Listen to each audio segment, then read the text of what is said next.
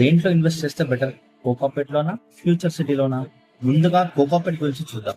కోకాపేట్ ఇప్పటికే ఎస్టాబ్లిష్ అయిన premium market, financial district, IT corridor, outer ring road కు మంచి కనెక్టివిటీతో పాటు commercial projects, luxury apartments, schools, hospitals అందుబాటులో ఉన్నాయి.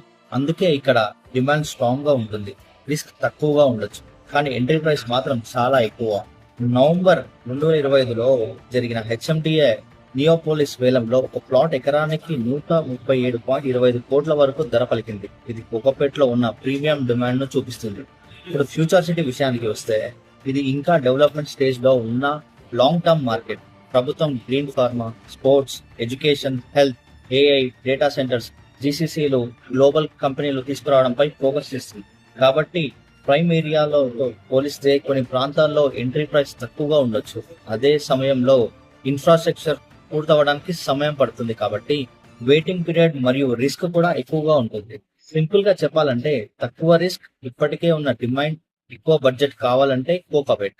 తక్కువ బడ్జెట్ తో లాంగ్ టర్మ్ గ్రోత్ కోసం వెయిట్ చేయగలిగితే ఫ్యూచర్ సిటీ పరిధిలోని సరైన లొకేషన్. కానీ పేరు చూసి మాత్రమే ప్రాపర్టీ కొనకండి. Approvals, titles, road connectivity, development timeline మరియు అసలు మార్కెట్ ధరను వెరిఫై చేసిన తర్వాతనే నిర్ణయం తీసుకోండి.